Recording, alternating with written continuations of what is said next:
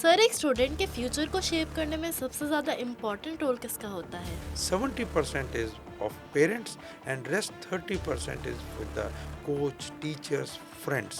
Sir, is it helpful to start coaching to crack exams like IIT or NEET from class 9th itself?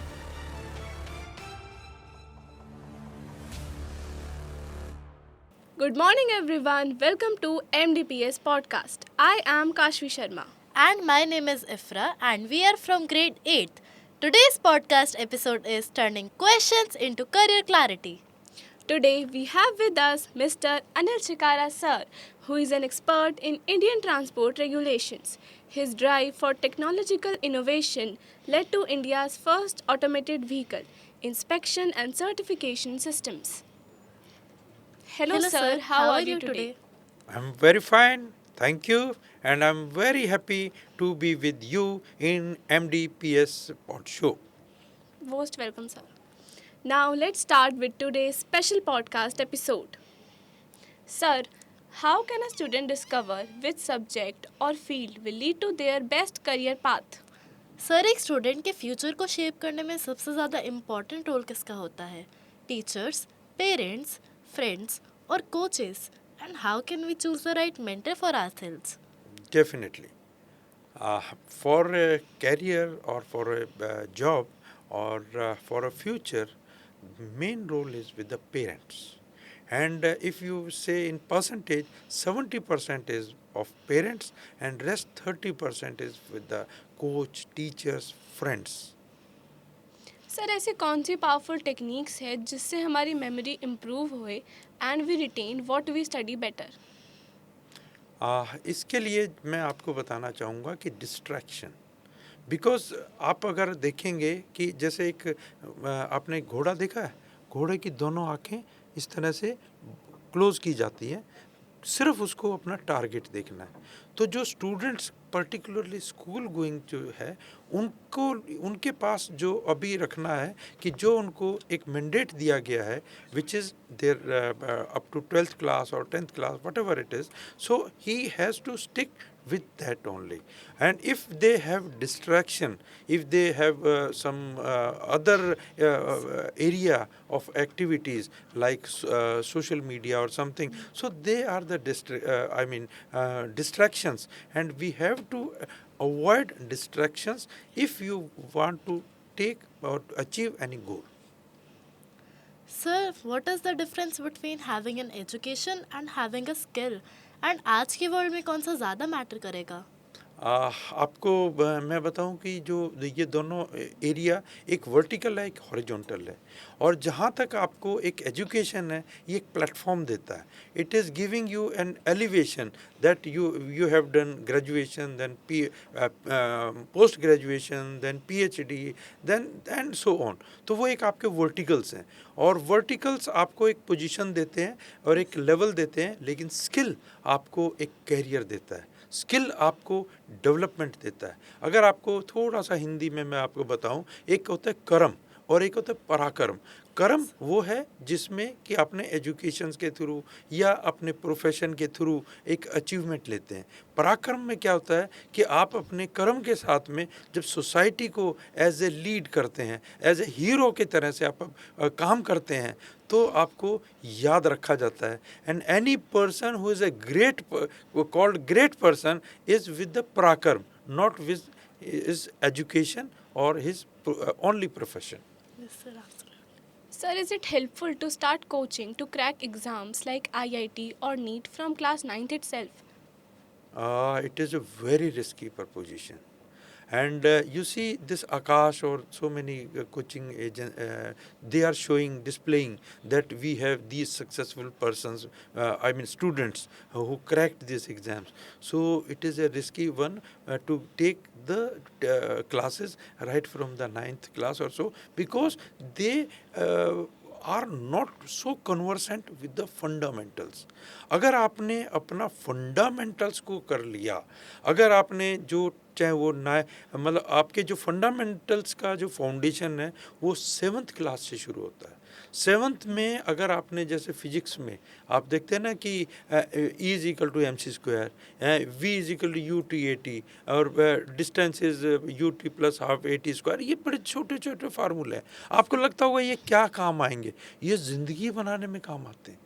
और ये अगर हमारा foundation जो इतना भी हमारा जो भी CBSE का जो हमारा जो एक प्रोग्राम है रहता है, जो उसके अंदर सिलेबस के कंटेंट रहते हैं, अगर आपको 100%, क्योंकि आपने जो कंप्रोमाइज़ करना है वो 10th क्लास तक 100% का करना है।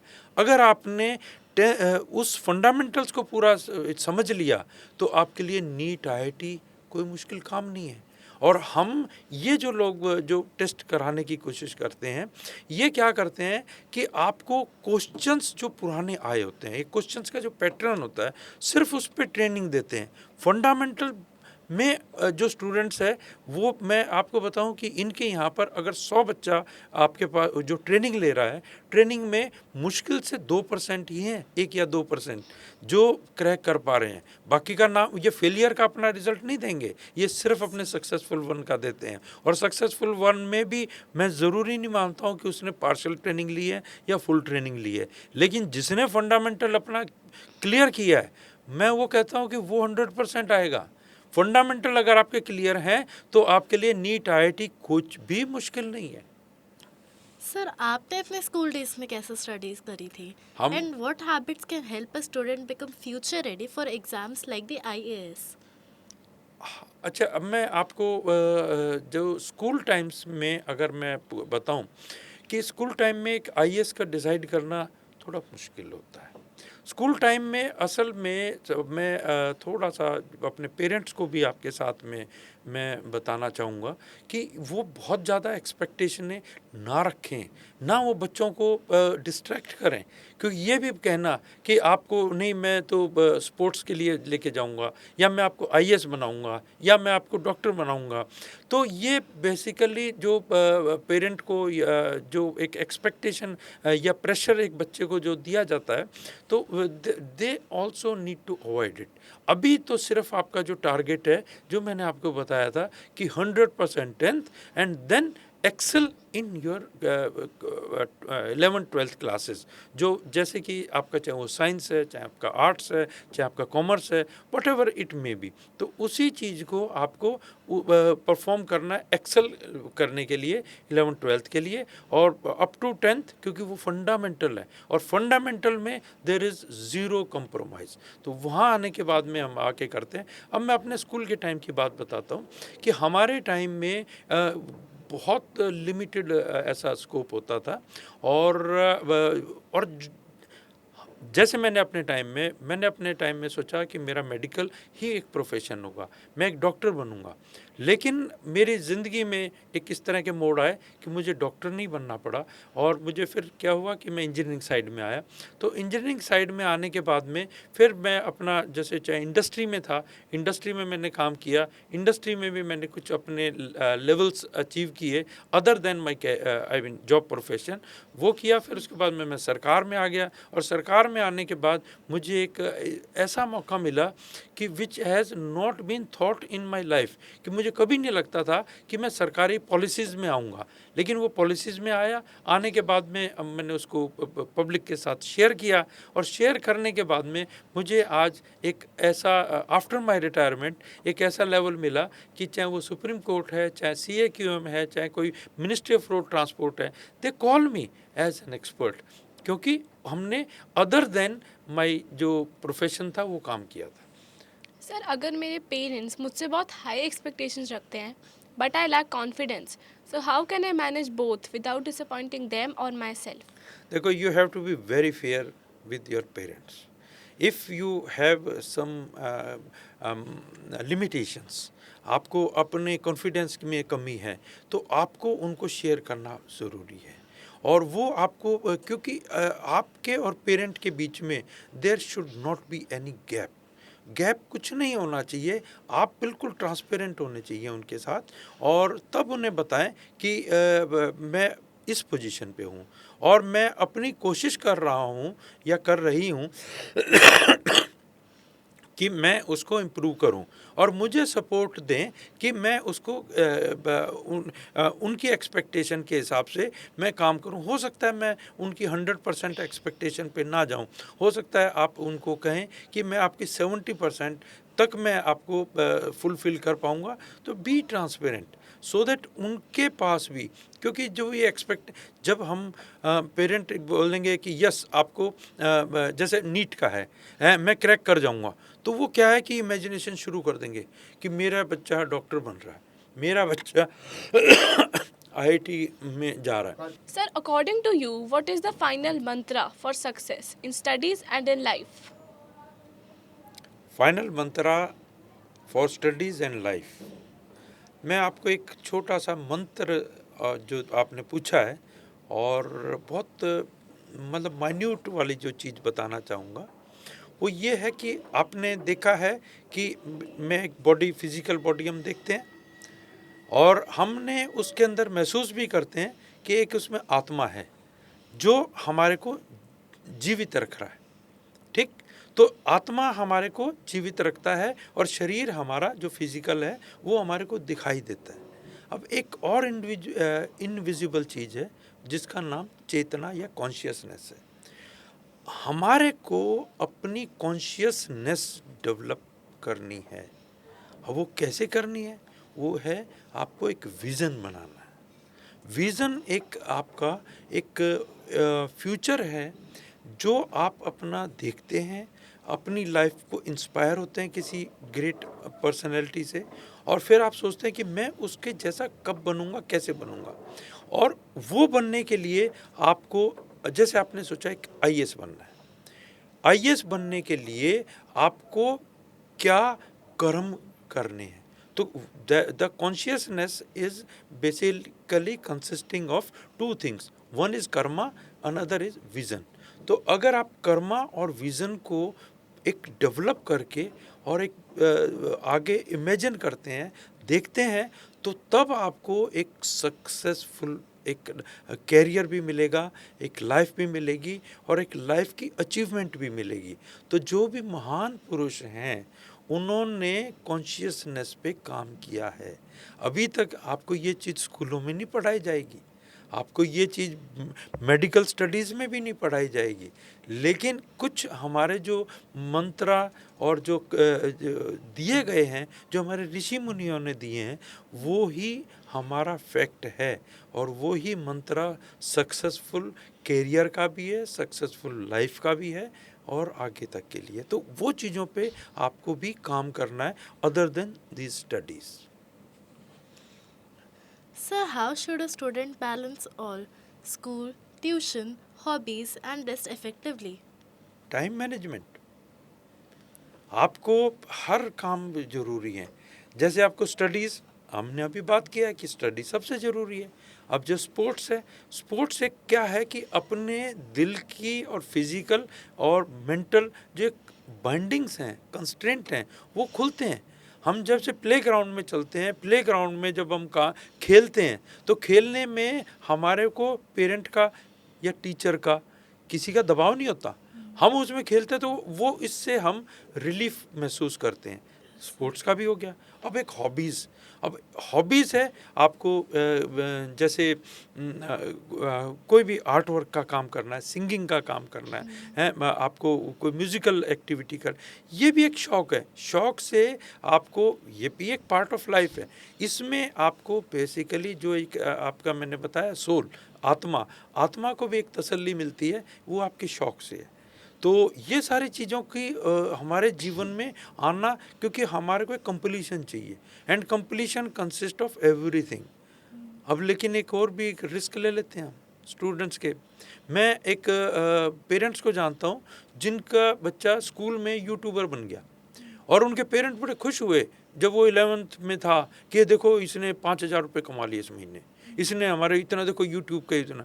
अब उसके बाद में जब उसके कैरियर की बारी आई तो वो जो शख्स था या वो बच्चा था वो 8 साल में भी अपना इंजीनियरिंग नहीं कर पाया। फिर उसके बाद में हम देखते हैं तो आज उसके पेरेंट ये कहते हैं कि मैंने उसको क्यों इसको डिस्ट्रैक्शन के लिए प्रमोट किया। मुझे एक ऐसा भी पेरेंट मतलब मिला जिन्होंने मुझे बताया, शिकायत की अपने बच्चे की कि वो बच्चा was having a good I mean performance in 11th और 10th क्लास, तो उसने उस अपने दोस्तों की वजह से एक कैरियर चुन लिया आर्ट्स में आना, और आर्ट्स में आने के बाद में आज he is cursing his parent कि आपने मुझे साइंस क्यों नहीं दिलवाई। अब वो पेरेंट कहता है कि भाई आपने खुद का ही चॉइस था, लेकिन अब वो कहता है नहीं मुझसे जोर ज़बरदस्ती क्यों नहीं कराई। तो ये एक बहुत बड़ी गलतियाँ होती हैं। हम लोग अपने इस जो जो शौक़ है तो इस शौक़ को कभी कैरियर बनाने की कोशिश कर लेते हैं। वो कैरियर की परसेंटेज तो मुझे लगता है कि जो शौक़ वाले जो हैं उसमें 0.01 भी नहीं है पॉइंट। तो हमें शौक़ अपनी जगह रखना चाहिए और अपने कर्मास और अपनी स्टडीज़ जो आपको एक मैंडेट है उसी पे कन्फाइन करके चलना चाहिए। शौक़ तो पूरी ज़िंदगी है। आप मैं एक अपने आईएएस एक हमारे हैं, वो आज बहुत अच्छे म्यूजिशियन हैं, वो शौक़ है। सर, अगर एक स्टूडेंट बहुत पुअरली परफॉर्म करता है या फिर अपनी परफॉर्मेंस में फेल हो जाता है, so how should they bounce back and rebuild there confidence? उसके लिए मैं आपको बताऊं कि फेलियर जो है ना, ये एक मेडल है। फेलियर एक अपॉर्चुनिटी है टू बूस्ट हिमसेल्फ। वो फेलियर होता है तो कोई बात नहीं, उसको बल्कि वेलकम करना चाहिए उसको और उसके पेरेंट को कि भाई देखो अब की बार हमारा मतलब और अपॉर्चुनिटी मिली है कि आपको ज़्यादा अच्छा काम करने के लिए।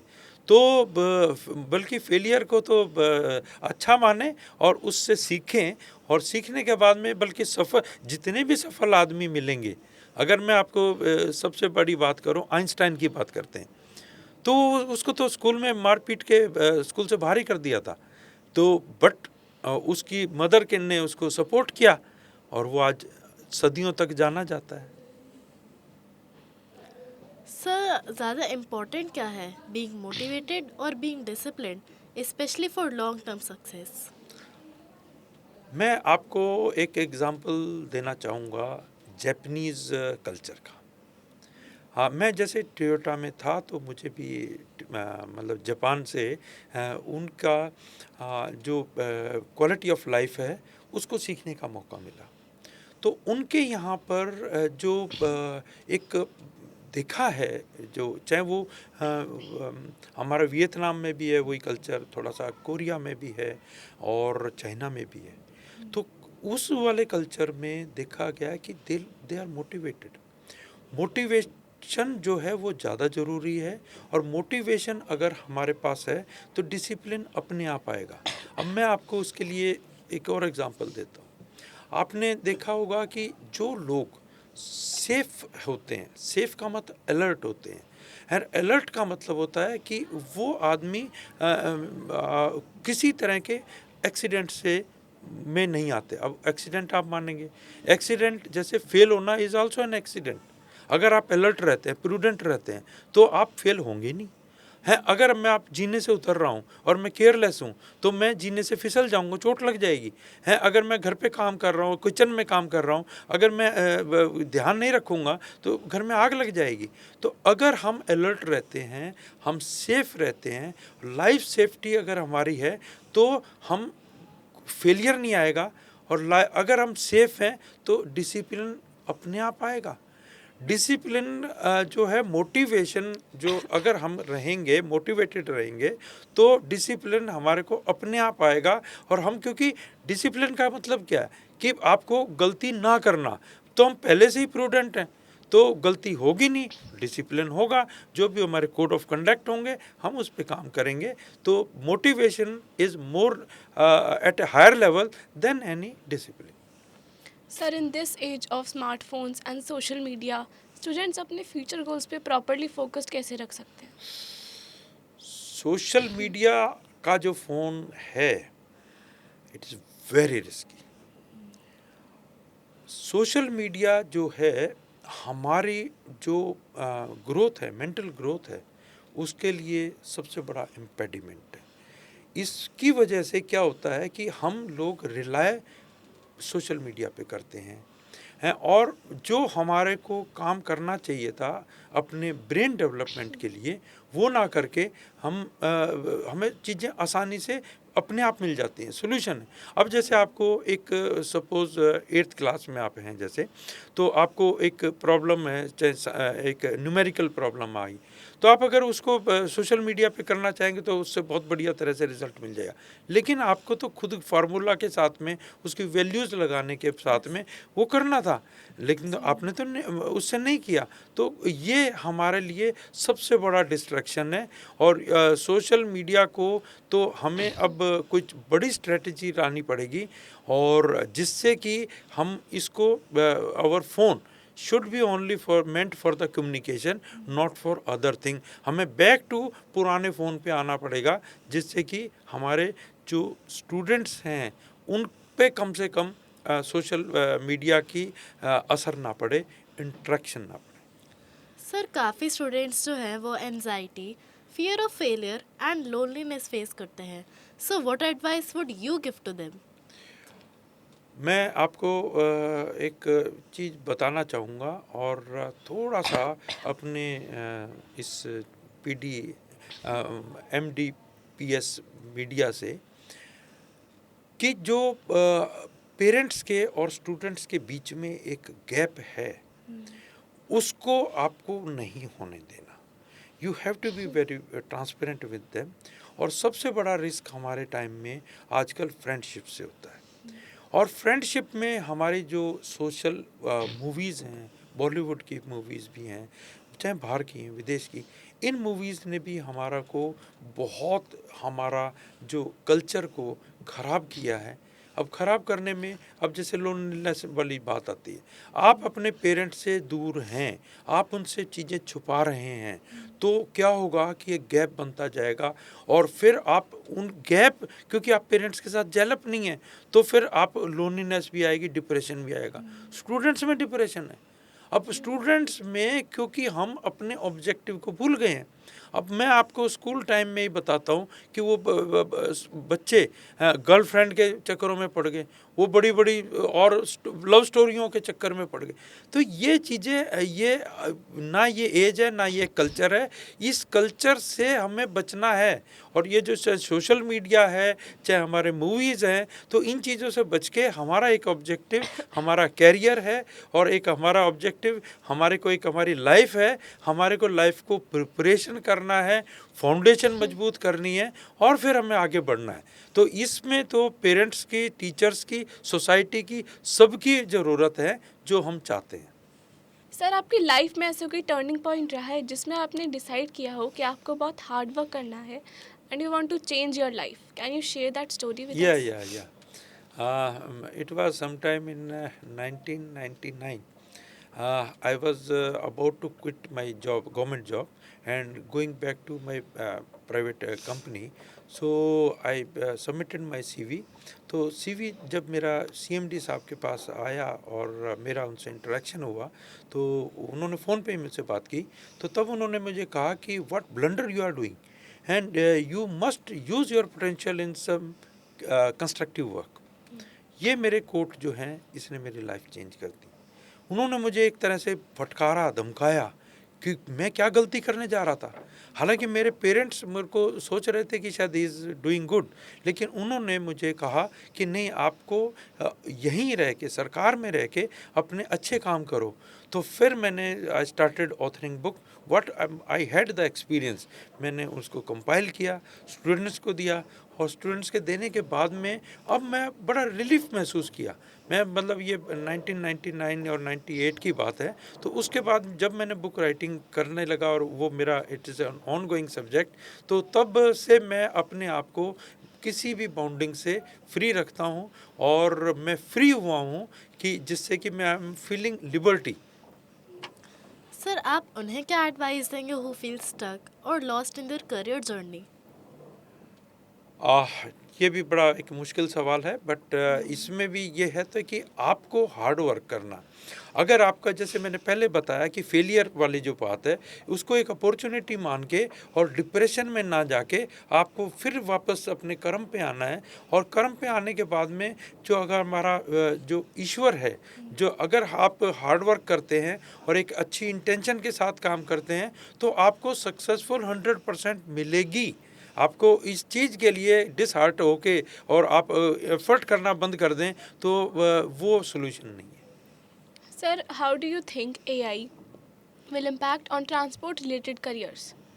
I believe that AI will take over all the management and अभी तक जो हम लोगों ने जो एक हम ब्रेन का इस्तेमाल करते थे, मैं आपको जैसे बात बताऊं कि सपोज डीटीसी का है, तो डीटीसी में हमारे एक टाइम कीपर होते हैं, मैनेजर्स होते हैं, वो काफ़ी सारे वो शेड्यूल बना के रखते हैं कि कब क्या करना है। लेकिन अब मैं जब इसको एआई पे फॉर्मेट पे डाल दूंगा, तो वो डिमांड एंड सप्लाई अपने आप बताएगा, और बताने के बाद में वो बताएगा कि कहाँ पर कौन सी सर्विसेज की ज़रूरत है। और इस बात के लिए हम भी अपने इस पॉलिसीज़ में बात कर रहे हैं कि हमें जो मैनेजमेंट है, ट्रांसपोर्ट मैनेजमेंट, वो एआई पे शिफ्ट करना है। और करने के बाद में क्योंकि जो हमारा इंटेलेक्ट है, जो हमारा ब्रेन है, उसकी भी कुछ लिमिटेशन है, वो लिमिटेशन ख़त्म हो जाएगी और हम AI will be the future of not only the transportation in other field also including medical. Sir, how do you stay motivated and focused on your long term career goals? Working on consciousness, continuous working on consciousness. और मैं जहाँ तक बात बताऊँ कि school के अंदर मैं इस आपके इंटरव्यू से मैसेज देना चाहूँगा कि स्टूडेंट्स को एक मेडिटेशन का एक चैप्टर, एक पीरियड या कुछ टाइम ये टेक्निक ज़रूर सिखाएं, क्योंकि मेडिटेशन है सेल्फ इंट्रोस्पेक्शन। आपको अपने बारे में भी जब भी पता लगेगा, आप ये जितनी एक्सटर्नल चीज़ें पे आप लेते रहेंगे वो आपको रजिस्टर नहीं कर पाएंगी, क्योंकि वो आती रहेंगी जाती रहेंगी, चाहे वो मेमोरी है चाहे वो टीचिंग है। लेकिन जिस दिन आप इसको मेडिटेशन को अपनाएंगे, आप पाएंगे अभी तक तो आप लर्निंग कर रहे थे, then you will start understanding the things, और फिर आप उसमें 100% successful in the life will be assured through this technique. Sir, how do you differentiate between a job and a true career? Job मैंने जैसे बताया था कि पहले आपको कि एक कर्म होता है, एक पराक्रम होता है। तो जॉब जो है वो आपको एजुकेशन के बाद में, एक पोजीशन के बाद में एक आपको सैलरी मिलती है, आप उसके साथ एक स्टेटस के साथ रहते हैं। लेकिन कैरियर जो है वो एक आपको हीरो की तरह काम करता है, आपके अंदर एक लीडरशिप क्वालिटी पैदा करता है। लीडरशिप क्वालिटी पैदा करने के बाद में you are able to lead society, elevate society, and you become a great person. तो career will make you great person rather than your high paying job. Sir, आपके पर्सपेक्टिव से what is the future of work in transport? Future work in transport, yes sir. ये वाला question को मैं दोबारा से आप बताएं कि इसको कैसे एग्जैक्ट आपका क्वेश्चन क्या है। सर, बेसिकली ट्रांसपोर्ट फ्यूचर में कैसे डेवलप करेगा? अच्छा, ठीक है, आपको मैं उसका बताया। तो फ्यूचर ट्रांसपोर्टेशन जो होगा वो टेक्नोलॉजी बेस्ड होगा, और फ्यूचर ट्रांसपोर्ट जो है वो उसके अंदर हमारा मल्टी मोडल एक्टिविटी होगा। अभी तो आप देखते हैं कि आप जैसे अपने घर से चलते हैं, एक कार से दूसरी कार, मतलब एक जगह से दूसरी जगह अपना एक मोड को इस्तेमाल करते हैं, या तो आप क्या कहते हैं कि अपने टू व्हीलर से जा रहे हैं, कार से जा रहे हैं, या आप मेट्रो से जा रहे हैं, डीटीसी की बस से जा रहे हैं। तो ये सारा एक तरह। अब आने वाले टाइम में क्या होगा, इंटरचेंजेबिलिटी। आप अपनी एक जगह पे एक मॉडल पे जाएंगे, जैसे आपको एक मिनी बस मिलेगी या अपनी प्राइवेट व्हीकल रखेंगे, फिर उसके बाद में दूसरे मोड पे जाएंगे, हो सकता है आपको मोनोरेल मिले, फिर उसके बाद में आपको मेट्रो मिले, फिर उसके बाद में एक लास्ट माइल कनेक्टिविटी, एक मिडिल कनेक्टिविटी, एक मास ट्रांसपोर्ट, इन सब का इंटीग्रेशन होगा। तो इंटीग्रेटेड ट्रांसपोर्ट का जो फ्यूचर है, अगर हम उसको इस तरह के मॉडल को देखना चाहें, तो जापान, सिंगापुर का जो मॉडल अभी जो हमने वहाँ पर चल चुका है, और वहाँ पर प्राइवेट प्राइवेट गाड़ियाँ कम हैं और लोग पब्लिक ट्रांसपोर्ट पर शिफ्ट हो चुके हैं, तो वही model we look forward in Indian scenario. Now, let's dive into the most fun part of this episode, the rapid fire round. So, sir, our first question is college degree or skills? Both are needed. Because in college you need some level for qualification, but for skill you have to earn. Because earning will be coming from your skill rather than your education. तो skill को develop करना बहुत ज़रूरी है। आपने अगर कोई भी पढ़ाई की है और आप अगर उसको सोसाइटी के साथ इंटीग्रेट नहीं करते तो उस पढ़ाई का कोई फ़ायदा नहीं है। आपको ये भी देखना है, जैसे हमारे के बहुत सारे बच्चे, जैसे हमारे इवन स्कूल टाइम में भी हम साइंस का जैसे पढ़ते हैं, तो साइंस में पढ़ने के बाद जैसे बायोलॉजी पढ़ते हैं, तो बायोलॉजी पढ़ने के बाद हमारे को ये पता चलता है ना कि ये मेरा लीवर है, ये मेरे लंग्स हैं, तो कहाँ पर दर्द होता है। तो चाहे आप साइंस के स्टूडेंट नहीं हैं, लेकिन आपको पता चल जाएगा कि किस दवाई का क्या मतलब है, किस बीमारी का कौन सी जगह पर होती है। तो आपको जो जनरल नॉलेज है वो स्किल है, और एजुकेशन जो है वो आपकी अचीवमेंट है। मे बी आप साइंटिस्ट हैं, मे बी आप एस्ट्रोनॉट हैं, मे बी आप वकील हैं, कहीं पे भी हैं, बट वो एक अलग चीज़ है, स्किल एक अलग चीज़ है। Skill is comprehensive information. Sir, work from home or office? Work from home hybrid, वो भी ठीक है कुछ जगह पर, ऑफिस भी ठीक है, बट वर्क फ्रॉम होम ज़्यादा अच्छा नहीं है, क्योंकि इसका ये भी एडिक्शन है। ये भी एडिक्शन है, क्योंकि जिन लोगों को वर्क फ्रॉम होम की आदत पड़ जाती है वो सोसाइटी से डिस्कनेक्ट होना शुरू हो जाते हैं। तो वह कभी कभी या थोड़े टाइम के लिए, इमरजेंसी के लिए वर्क फ्रॉम होम अच्छा है, लेकिन it should not B a regular practice. Sir, startup or MNC? ये भी दोनों जरूरी हैं। एमएनसी का काम एक कॉम्प्रिहेंसिव रहता है, और जो स्टार्टअप है वो हमारा एक इंडिविजुअल है जिसमें आप अपना एक्सेल करते हैं, और जब आप कलेक्टिवली कोई एक काम करते हैं वो एमएनसी, और वो भी ज़रूरी है, वो भी अच्छा है। और हो सकता है कि आप एमएनसी के बाद में स्टार्टअप में आ जाएं, तो that could also be a good option. Sir, work life balance और hustle culture? Balanced only. Hustle will not lead you anywhere. Sir, job security और creative freedom? Creative freedom also requires some limitation, और freedom limitation के under में रहती है तो ही you can enjoy. अगर मैं आपको और बताऊं कि एक बच्चे को कोई प्रेशर नहीं है, कोई भी ना उसे कोई पेरेंट कुछ कह रहे हैं, ना उसे कोई टीचर कुछ कह रहे हैं, ना कहीं उसको स्कूल में जाने की ज़रूरत है, तो वो बोर हो जाएगा। तो इसलिए हमारा जो फ्रीडम है that should be under limitation. अब रही बात आपकी जॉब सिक्योरिटी, आप अगर अच्छा काम करेंगे तो job is always secured. Sir, would you like to share your career motto with us, और any quote that you take along with your life? My quote for my life, that is time management. Time management, you maintain your schedule. एक Japanese में एक Deming cycle होता है, तो उसको बोलते हैं PCDA, plan do check action.